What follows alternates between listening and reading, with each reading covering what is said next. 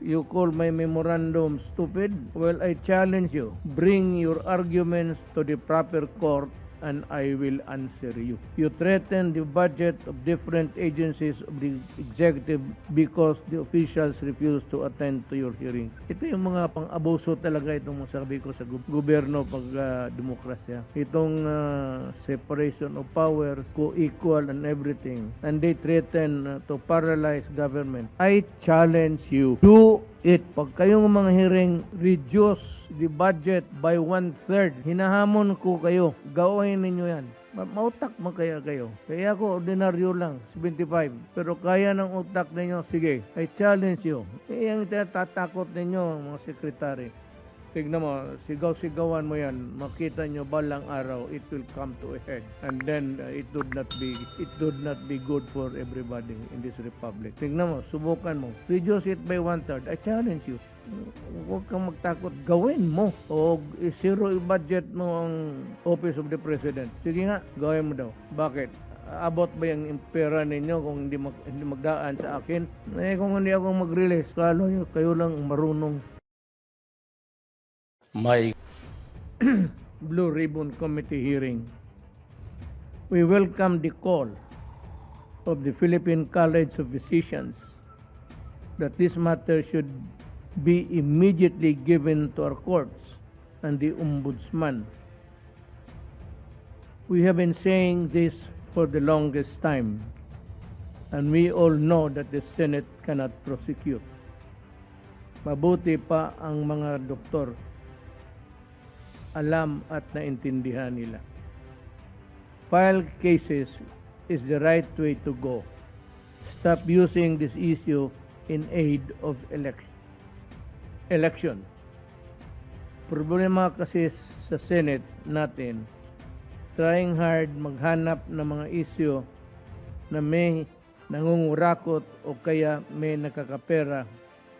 But up to now, the committee has not really built a case out of the numerous hearings they have conducted.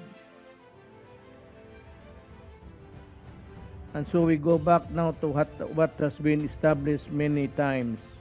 Walang overpricing, legal at naging ang proseso legal ang naging proseso ng pagbili according to what has been provided by Bayanihan 1. Na-deliver lahat at binayaran lang pagkatapos na-deliver. And if you think that you have identified companies with tax issues, then file the appropriate cases. Matagal na naman namin sinasabi, kasuhan nyo ang mga dapat kasuhan. Lahat naman talaga dapat magbayad ng buwis. At kung kailangan magbayad, singilan para magbayad yung may mga atraso sa gobyerno. Kagaya ni Senator Gordon. You have not even taken steps to deliver the 86 million. And so I think we will have to see if we can call on the Ombudsman to step in because matagal itong utang na ito at final and executory na. So bakit kung senador ang may tama, walang nagagawa at ilang taon na to? So itong mga senador siguro they are exempted from the operation of the law because until now this 86 million which was incurred during sa termino ni Gordon sa Subic, itong incessant and repetitive summons at wala man sana kung patawag ninyo at you can grill them all day long as long as it is relevant, pertinent and all. Sige.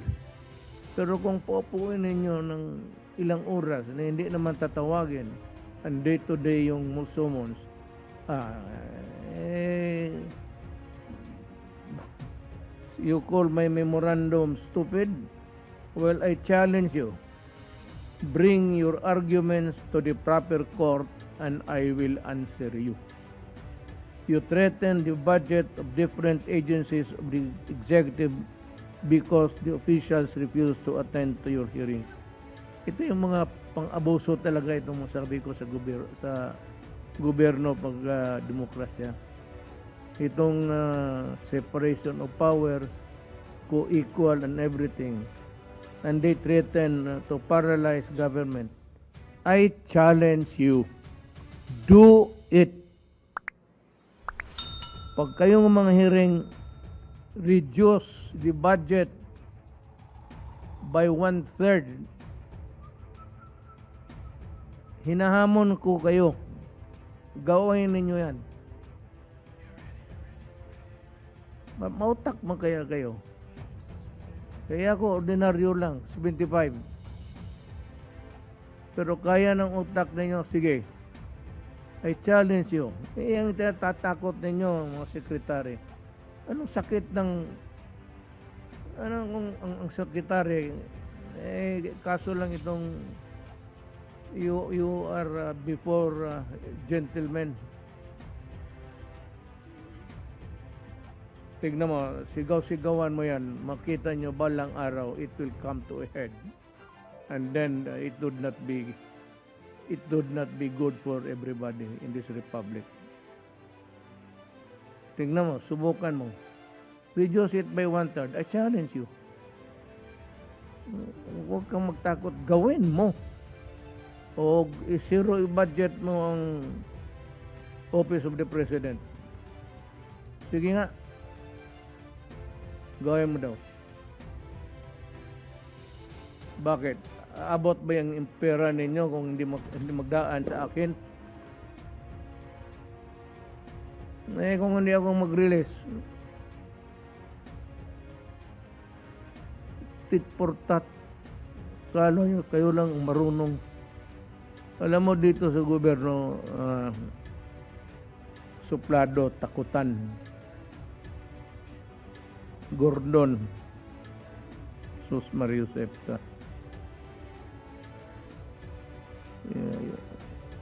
Know where you come from. At alamin naman ninyo kung saan kami galing.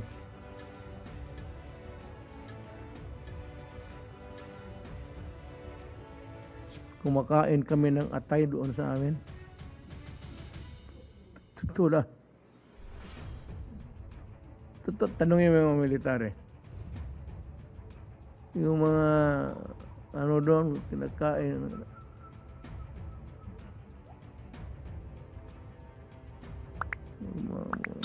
Iyo takutan lang eh.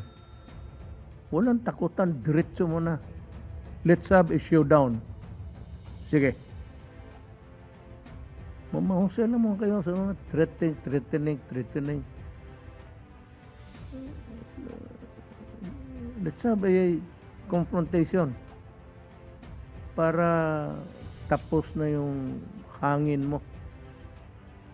Kita mo ngayon, umalis ka na doon sa SBMA.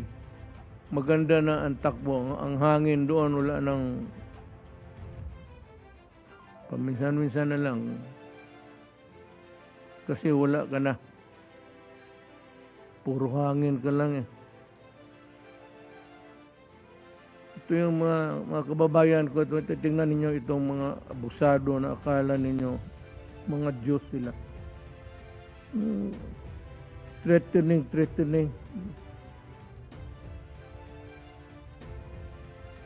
Kaya itong mga reminders na we're encouraging developments in our vaccinations as the number of new cases. We are hopeful that this will be the end of this pandemic in this country soonest. Pero wag pa rin yung kumpiyansa, mag-ingat. Paski na paano sinabi na sa inyo noon, mask, hugas, iwas, at labanan ang virus o virus ng bakuna at huwag mamimili. Ang sinabi ko kay Secretary Galvez, haluin lahat. Ihalo yung karton per karton, o dito tapon isa, o so dito no. Wag kayong mamili kasi talagang ito namang lahat bakuna. Okay to. I mean, they're all with, Ngayon, kung subukan ninyo, ayaw ninyo ng bakuna, anti-rabies, marami akong stock dyan ngayon.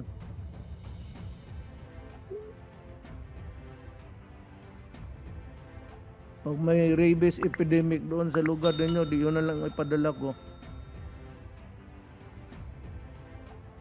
Ayaw ninyo ng bakuna ng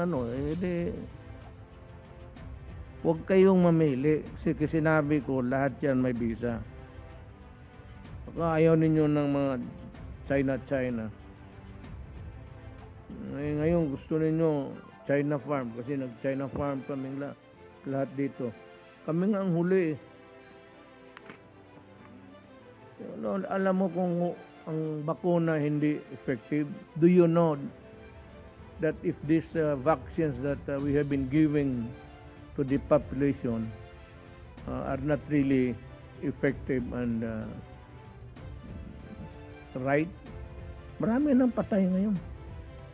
We've been trying really hard to fight itong sa COVID program. Nakatutok kami lahat dito. And I'd like to thank everybody who have really contributed to what we are now seeing. Hindi ko magsabi success, but what you see now. At itong ating roko sa mga senador, okay mo lang yan. Basta do not overstep. Malaman mo man kasi. Ako na naman ako gago na. Kaya kasabi ko noon continuation. Sabi ko nga kay Secretary Galvez pati kay Secretary Doge, sige magbalik kayo doon kasi nakaumpisa na kayo. Yung pag-sign ko ng memorandum. Pero kung gano'n man lang gano'n sigaw-sigawan ninyo o paupuin ninyo ng ilang oras tapos pauwiin ninyo ni isang tanong wala, anak ng kung gawain ko sa inyo yan,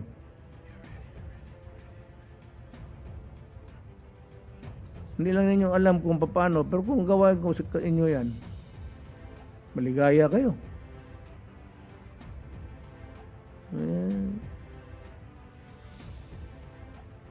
Mga kababayan ko, dito tayo sa kampo ng tama. Huwag kayo doon sa kampo ng mali. Pag sabihin ko sa inyo, lalo na sabihin ko sa inyo, mamili kayo ng bagong mga opisyal, senador, bago. Basta yung bago. Hindi naman kailangan, wala talaga hindi sa gobyerno. There might be government officials, past or present. But try to scout new faces. Huwag pabalik-balik, Sus Mario. Kay Gordon. Anong nakuha ninyo kay Gordon? Di PDAP. Pati mukha niya nilagay sa ambulansa. Mabuti sana yung may-ari ng mukha na yan, isakay sa ambulansya. Maraming salamat po.